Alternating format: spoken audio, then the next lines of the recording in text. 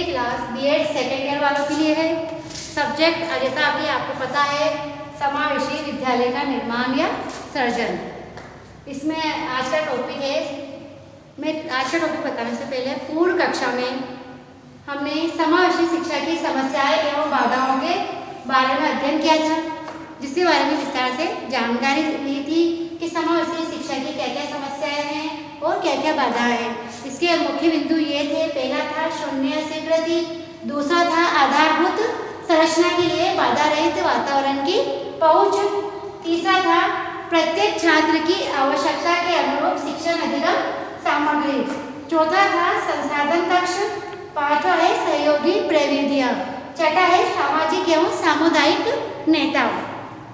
ये चारों बिंदु पूर्व कक्षाओं में इसके बारे में विस्तार से अध्ययन कर चुके हैं। आज का टॉपिक है सहयोगी प्रविधियां क्या होती है। सहयोगी प्रविधियां जो विधियां प्रयुक्त की जाती है वही प्रविधियां है। जैसे कि यदि इसको करने से पहले इसका उद्देश्य क्या होता है, यदि शिक्षण कार्य को करने के लिए शिक्षण विधियों या प्रविधियों का होना अति आवश्यक होता है। यदि शिक्षण प्रक्रिया में सहयोगी प्रविधियों का उपयोग किया जाए तो अध्ययन और अध्यापन में वृद्धि होती है और ऐसे अधिगम से है जिसके अंतर्गत छात्रों को उनकी विशेषता एवं स्तर के अनुरूप विभिन्न क्रियाओं जैसे कि लिखना, पढ़ना, चर्चा करना या समस्या समाधान आदि के माध्यम से अधिगम के लिए इन प्रविधियों का प्रयोग करके शिक्षण प्रक्रिया को सुचारू रूप से या संपन्न या प्रभावी बनाया जा सकता है। तो सहयोगी प्रविधियों की अवधारणा से तात्पर्य यह है कि सहयोगी प्रविधियों का संबंध उन प्रयासों एवं प्रविधियों से है जिसमें विकलांग छात्र छात्राओं के द्वारा वह सभी कार्य विकलांग छात्र छात्राओं के लिए वह सभी कार्य संपन्न करने में सहायता मिलती है जो कि सामान्य छात्र कर सकते हैं। जैसे कि एक सामान्य व्यक्ति अपने पैरों पर चलकर विद्यालय जाता है। यदि एक छात्र बैसाखी की सहायता से यदि वो एक सामान्य छात्र तो पैरों पर चलकर विद्यालय जाता है, लेकिन जो विकलांग छात्र है या एक पैर से वो नहीं चल सकता है तो वो बैसाखी की सहायता से विद्यालय जाता है। यदि एक छात्र बैसाखी की सहायता से नहीं चल पाता है तो वह व्हील चेयर का प्रयोग करके वो विद्यालय जाता है। तो ये जो उसने यंत्र अपनाए हैं या उपयोग जो उसमें लाया है चलने के लिए, जैसे व्हील चेयर, तो ये क्या हो गई, विधियाँ हो गई, प्रविधियाँ। इसके माध्यम से उसने अपनी अक्षमताओं को दूर करके अपना कार्य संपन्न किया है। अतः इस प्रकार से एक विकलांग छात्र वह कार्य करता है जो कि सामान्य छात्र कार्य करता है। इस कार्य में बैसाखी एवं जो व्हील चेयर है वह प्रविधि में प्रयोग यंत्र है तथा संपूर्ण प्रक्रिया को सहायक प्रविधि के रूप में जाना जाता है। जो भी वो यंत्र या जिसका भी प्रयोग करके वो अपने क्षमताओं को दूर करते हैं वही प्रविधि होती है। प्रविधियों के सोपान। सहयोगी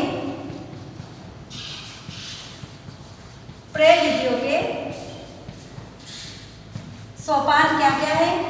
सोपान यानी कि स्टेप, क्या क्या स्टेप है। तो सहयोगी प्रविधियों को उपलब्ध कराने से पूर्व विविध सोपानों को जानना आवश्यक है, क्योंकि इन प्रविधियों को उपलब्ध कराने के लिए अनेक पक्षों पर विचार किया जाता है और जिससे प्रत्येक विकलांग छात्र की आवश्यकताओं की पूर्ति हो सके, जिससे कि विकलांग छात्र छात्राओं की आवश्यकताओं की पूर्ति हो सके और प्रत्येक छात्र विकलांग छात्र की जो भी आवश्यकता है उसकी पूर्ति कराना ही प्रविधि है तथा वह छात्र उस प्रविधि के माध्यम से सरलता से अपना कार्य करता है और अनुभव कर सके। इसके लिए निम्नलिखित सोपान होते हैं। जो निम्नलिखित है वो मुख्य सोपान इस प्रकार से है। पहला है समस्या की पहचान। समस्या की पहचान। सबसे पहले समस्या की पहचान करो। कि किस छात्र को क्या समस्या है, वो दृष्टि बाधित है या श्रवण बाधित है या वो अंधा है या मानसिक रूप से है या विकलांगता है, किस प्रकार या शारीरिक रूप से किस प्रकार से उसको क्या परेशानी है, पहले उस समस्या का पहचान करना। सबसे पहला क्या है, समस्या का पहचान करना। फिर दूसरा है फिर योजना बनाना, फिर योजना का निर्माण। समस्या की पहचान हो गई, फिर क्या समस्या है, किस प्रकार की समस्या है, उसके बाद फिर उस समस्या का फिर योजना बनानी है कि इसको किस प्रकार से क्रियान्वित किया जाए। फिर योजना बनानी है, फिर योजना का निर्माण करना है। तीसरा है समस्या के लिए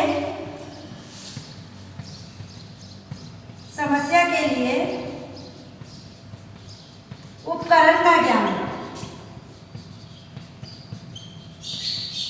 फिर समस्या की पहचान कर ली, फिर योजना का निर्माण कर लिया, फिर उसके बाद समस्या के लिए क्या क्या उपकरण है उनका भी ज्ञान होना चाहिए, है ना, उनका ज्ञान कराना। फिर चौथा है विद्यालय की आर्थिक स्थिति।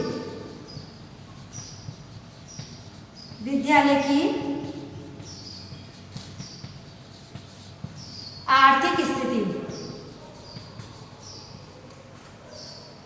विद्यालय की आर्थिक स्थिति को भी ध्यान में रखते हुए ही उनको उनके अनुसार उनको संसाधन उपलब्ध करा सकते हैं, उनकी व्यवस्था करा सकते हैं। विद्यालय का निर्माण भी इस प्रकार से हो, देखिए जैसे बच्चा चल नहीं सकता है तो जैसे वो रेलिंग लगा दी तो उसको पकड़ के वो चढ़ सके। तो ये सब क्या है, छोटी छोटी जैसे उनकी आर्थिक स्थिति है, उनकी जैसे आवश्यकता है, उनके अनुसार वो अपनी आर्थिक स्थिति, उनके बच्चों की आर्थिक आवश्यकताओं के अनुसार इस प्रकार से विद्यालय का निर्माण करें या संसाधनों का उसमें प्रयोग करें।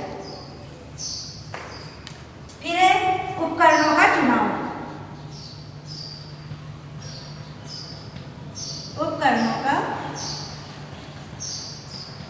चुनाव आर्थिक स्थिति के अनुसार ही किस किस उपकरणों को क्या क्या आवश्यकता है, किस छात्र में क्या अक्षमता है, तो उसके अनुसार ही उनमें उपकरणों का चुनाव करें कि ये अपने बजट में भी सही है और ये बच्चों की आवश्यकताओं के अनुसार भी सही है। इस प्रकार से उपकरणों का चुनाव किया जाता है।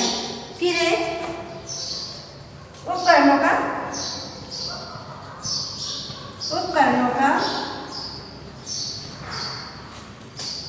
शिक्षण को प्रशिक्षण, है ना, प्रयोग का प्रशिक्षण। उपकरणों का प्रयोग का प्रशिक्षण, किस प्रकार से उपकरणों का प्रयोग करना है इसके बारे में भी शिक्षक को प्रशिक्षण देना है। जो विशेष विद्यालय होते हैं उसमें विशेष टीचरों की आवश्यकता होती है, उनको इस प्रकार से ट्रेनिंग दी जाती है कि विशेष बच्चों को किस प्रकार से उनका अध्ययन कराया जाए, तो इसलिए उनको उपकरणों के प्रयोग का प्रशिक्षण भी दिया जाता है। फिर सातवां पॉइंट बिंदु है मूल्यांकन। फिर इन सबसे उनका मूल्यांकन किया जाता है कि भाई क्या मूल्यांकन रहा, अच्छा रहा, सफलतापूर्ण रहा या असफलतापूर्ण रहा। जो भी कमियां रहती है तो उन कमियों को भी आगे लास्ट में सुझाव के तौर पर दूर किए जाते हैं। ठीक है, पहले उनका मूल्यांकन कर लिया जाता है, फिर क्या क्या असफलता है और क्या क्या असफलता है। जो जो सफलता है उसको ग्रहण कर लिया जाता है और असफलताओं पर ऊपर फिर विचार विमर्श किया जाता है, सुझाव दिए जाते हैं। तो ये 8 बिंदु इसके मुख्य सोपान है, इन पर ध्यान दिया जाता है। अब है प्रमुख अक्षमताएं।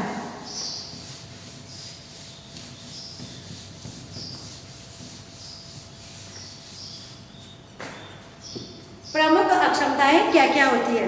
प्रमुख अक्षमताएं एवं सहायक प्रविधियां। प्रमुख अक्षमताएं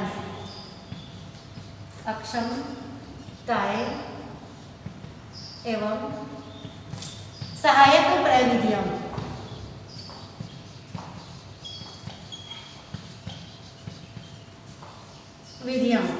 इसके बारे में जैसे कि सामान्य रूप से छात्रों में गत्यात्मक कौशल की अक्षमता, श्रवण अक्षमता, दृष्टि अक्षमता एवं अस्थि अक्षमता संबंधी दोष पाए जाते हैं। इन सभी प्रकार की अक्षमताओं के लिए प्रमुख उपकरणों का वर्णन निम्नलिखित रूप में किया जा सकता है। जैसे कि पहला है श्रवण अक्षमता। श्रवण अक्षमता। श्रवण अक्षमता से तात्पर्य यह है कि जब छात्रों में श्रवण संबंधी अक्षमता पाई जाती है, जब उनको श्रवण यंत्र प्रदान करके उनकी अक्षमताओं को दूर किया जा सकता है। श्रवण यंत्रों के माध्यम से जब छात्र लिखना पढ़ना सीख जाए तो उसको लिखित निर्देश प्रदान करके निर्देशित किया जा सकता है और उसको अधिक से अधिक लिखित कार्य करने को दिए जा सकते हैं। गूंगे एवं बहरे जो व्यक्ति होते हैं, छात्र होते हैं, उनको संकेतों का प्रयोग करके भी उनको शिक्षण अधिगम प्रक्रिया को सुचारू रूप से संपन्न कराया जा सकता है तथा लिखित सामग्री प्रदान करके भी उनकी विकलांगता संबंधी समस्या को दूर किया जा सकता है। तो श्रवण संबंधी जो अक्षमता है उसको उनकी अक्षमताओं को दूर करके उनको शिक्षण अधिगम प्रक्रिया संचालित की जाती है। दूसरा है गत्यात्मक कौशल। गत्यात्मक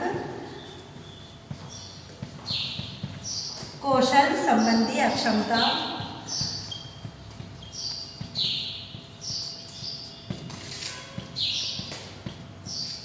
गत्यात्मक कौशल संबंधी अक्षमता।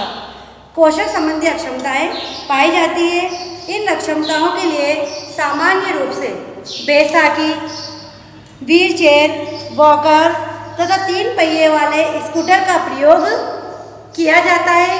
साथ साथ जैसे कि किसी धीरे धीरे उनको चलने से संबंधित समस्याओं का सामना नहीं करना पड़े और इसके लिए उनके साथ साथ अगर कृत्रिम अंग लगाकर भी उनकी सहायता की जा सकती है। जैसे कि किसी एक्सीडेंट में या पैर फ्रैक्चर हो गया, पैर से चल नहीं सकता है, तो उसमें कृत्रिम अंग भी लगाकर उसकी अक्षमताओं को दूर किया जा सकता है। और जैसे कि तो इस प्रकार से कृत्रिम पैर लगाकर वो अपना जो कार्य है, जो सामान्य छात्र कार्य करते हैं, वही वो छात्र भी कार्य करने लग सकते हैं। इस प्रकार से उनको गत्यात्मक कौशल संबंधी अक्षमताओं को दूर किया जा सकता है। तीसरा है दृष्टि अक्षमता। दृष्टि अक्षमता। दृष्टि अक्षमता।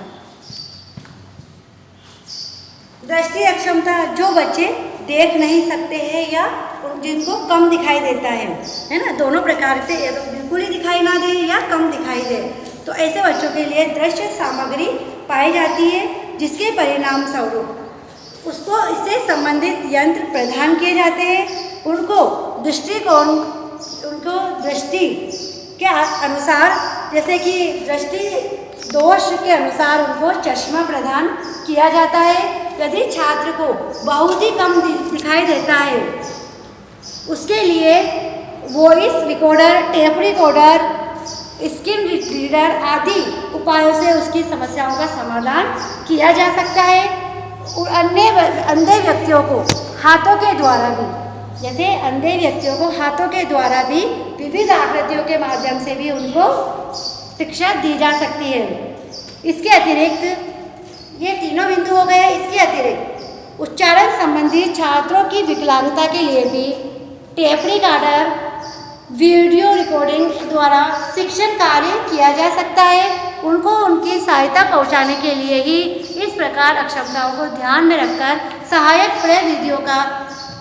विधियों का एवं यंत्रों का प्रयोग किया जाता है, ताकि ऐसे छात्र जो विकलांगता है वो किसी अपने आप में हीन भावना महसूस न करें कि हम इन सामान्य छात्रों से कम हैं या हम ये कार्य नहीं कर सकते हैं। तो इसके लिए वो किसी भी प्रकार की हीन भावना न हो, इसके लिए उसको जो उनकी अक्षमता है उसके अनुसार ये सहायक प्रविधियाँ प्रदान की जाती है, ताकि वो अच्छे से शिक्षण ग्रहण कर सके और आगे अपने आप को आत्मनिर्भर बना सके और अच्छे से अधिगम स्तर को उच्च बनाया जा सके।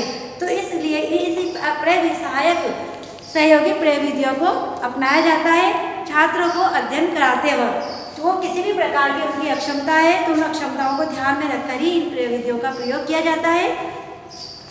ठीक है, आज की क्लास सहयोगी प्रविधियों की अवधारणा हो गई। ठीक है, आप इसे नोट कर लीजिए। ओके, धन्यवाद।